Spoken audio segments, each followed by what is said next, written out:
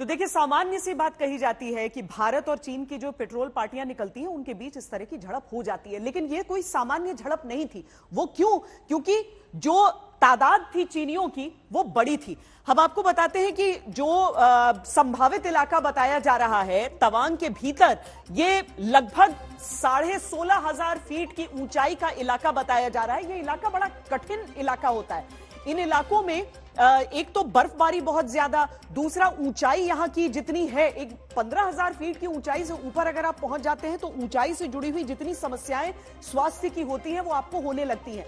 तो इस तरह के इलाके में भारत की पोस्ट और वहां पर चीन की तरफ से ये कोशिश कि वो टकराव हो और उस इलाके पर वो अपना दावा कर सके। चीन अपनी तरफ से बहुत दावे करता है क्योंकि लाइन ऑफ एक्चुअल कंट्रोल है, लेकिन चीन की तरफ से अपना लाइन ऑफ परसेप्शन यानी उसकी कल्पना की जो रेखा है वो वहां पर रहती है, और इसीलिए यह अनुमानित इलाका है जहां पर झड़प हुई है। अनुमानित इलाका एक बार फिर हम आपको बता रहे हैं जहां पर भारत और चीन के सैनिकों के बीच 9 दिसंबर को ये झड़प की खबर है। हमारे साथ इस समय खास मेहमान जुड़ रहे हैं। हमारे साथ लेफ्टिनेंट जनरल संजय कुलकर्णी जुड़ रहे हैं और साथ में मेजर जनरल ए के सिवाच, लेकिन साथ में मंजीत नेगी भी जुड़े हैं। मंजीत नेगी ने यह खबर ब्रेक की और साथ ही यह जानकारी दी कि यह झड़प भले ही हुई, लेकिन अब वहां पर फ्लैग मीटिंग के बाद शांति की स्थिति है। लेकिन मंजीत, लगभग 300 की संख्या में चीन की तरफ का सैनिकों के साथ आना, यह कोई पेट्रोल पार्टी तो है नहीं, यानी कि मंशा उनकी शुरुआत से ही गलत थी। देखिए श्वेता, अब और भी जानकारी सामने आ रही है। चीन ने इस तरह की कोशिश अक्टूबर महीने में भी की थी। वहां पर एक छोटी झड़प हुई थी जिसमें भारतीय सैनिकों ने उनको मुंहतोड़ जवाब दिया।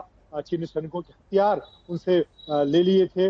इस घटना की और डिटेल जानकारी मैं जुटा रहा हूँ, वो भी जानकारी दर्शकों तक पहुंचाऊंगा। लेकिन 9 तारीख की जो घटना है वो निश्चित तौर पर एक सोची समझी रणनीति थी चीन की। वहां पर एक भारतीय पोस्ट को हटाने की चीन उस पर नजर बनाया हुआ था, और चीन को इस बात की परेशानी थी कि ये उसकी सरहद में आती है, इस पोस्ट को वो हटाना चाहता था, और इसीलिए मौका देखकर उसने पूरी रणनीति के साथ 300 सैनिकों के साथ उस पोस्ट पर हमले की कोशिश की, उसे हटाने की कोशिश की। और लेकिन भारतीय सेना, क्योंकि अक्टूबर महीने से ही चीन ने इस इलाके में इस तरह की कोशिशें शुरू कर दी थी, और जैसे मैंने बताया कि एक पहले भी अक्टूबर के महीने में इस तरह की कोशिश चीन ने की थी, तब छोटी टुकड़ी के साथ चीन ने इस तरह की कोशिश की थी, उसको नाकाम कर दिया गया। चीनी सैनिकों को वहां से भगा दिया गया, उनके राइफलें भारतीय सेना ने रख ली थी।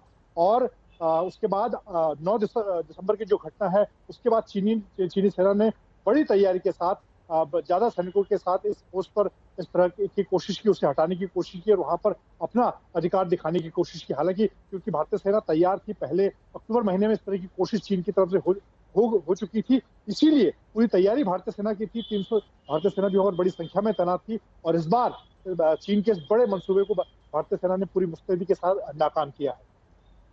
समय समय पर चीन की तरफ से इस तरह के दुस्साहस हम देखते रहे हैं, और यह आज की बात नहीं है, ये लगातार हमेशा ही चीन की तरफ से होता आया है। लेकिन चीन को जितना मजबूत जवाब मिलता है उसके बाद वो उतनी शांति से कुछ समय के लिए बैठता है, लेकिन दोबारा कोशिश जरूर करता है। पर क्या ये झड़प पहली बार हुई है? अगर नहीं तो तवांग में बार बार ऐसी स्थिति क्यों होती है, ऐसे एक्सपर्ट्स के साथ भी हम समझेंगे। पहले ये रिपोर्ट देख लीजिए। अरुणाचल प्रदेश के तवांग में क्यों भारत चीन के सैनिकों में झड़प हुई? जवाब समझने के लिए आपको अरुणाचल प्रदेश के भीतर सीमा विवाद के बाद भारतीय सैनिक और चीनी आर्मी के जवानों के आमने सामने आने पर बातचीत का एक पुराना वीडियो ध्यान से देखना और सुनना जरूरी है।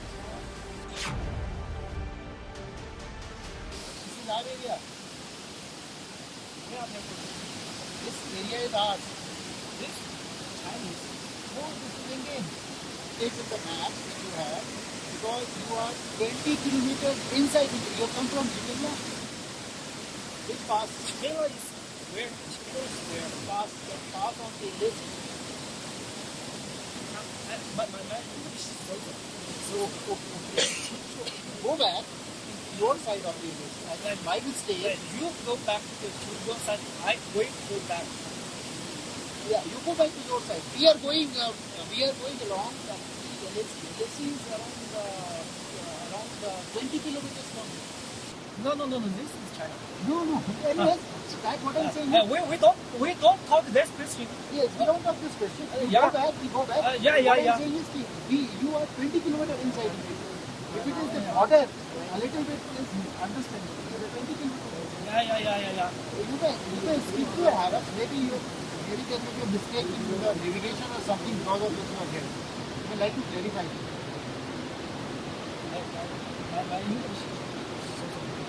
So we go back.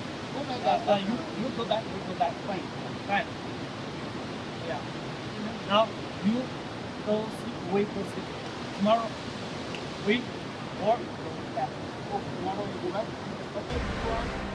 इस पुराने वीडियो में साफ नजर आता है कि पेट्रोलिंग करते हुए दोनों देशों के जवान एक दूसरे के सामने आए। सवाल उठता है कि क्या यहाँ पर भारत और चीन के बीच सीमा साफ नहीं?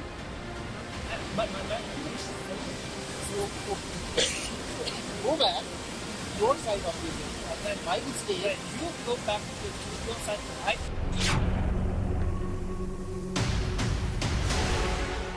सूत्र बताते हैं कि 9 दिसंबर को तवांग सेक्टर में जहां विवाद हुआ, वहां चीन भी अपना दावा करते हुए पेट्रोलिंग कई बार करने लगता है। हर बार जब भी चीन के सैनिक पेट्रोलिंग करते हुए तवांग सेक्टर में भीतर आते हैं तो भारतीय सैनिक उन्हें आगाह करते हैं। 2006 से दावा है कि ऐसा होता आया है। भारत और चीन दोनों के सैनिक पेट्रोलिंग करते हुए आमने सामने आते रहे हैं।